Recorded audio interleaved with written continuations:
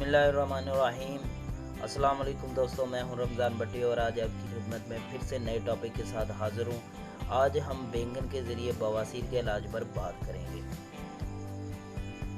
Number 1, बैंगन बवासीर के लिए बहुत ही मुफीद है।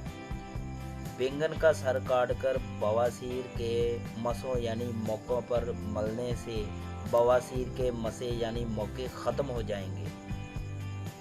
नंबर 2, बैंगन के छिलके धूप में सुखाकर फिर दहकते हुए कोलों पर छिलके डालकर बवासीर के मसों यानी मौकों पर धुनी दें। चंद रोज़ ये अमल करने से बवासीर के मसे दूर हो जाएंगे यानी ख़त्म हो जाएंगे, सिरे से ही ख़त्म हो जाएंगे। नंबर 3, बैंगन को जलाकर इसकी राख को शहद में हल करके बवासीर के मसों पर लगाएं। खुश्क होकर मसे यानी मौके झड़ जाएंगे।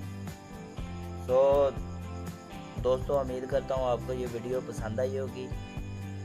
लाइक करें, दोस्तों में से शेयर करें और मज़ीद वीडियोज़ के लिए हमारा चैनल सब्सक्राइब करना मत भूलिए। Thank you.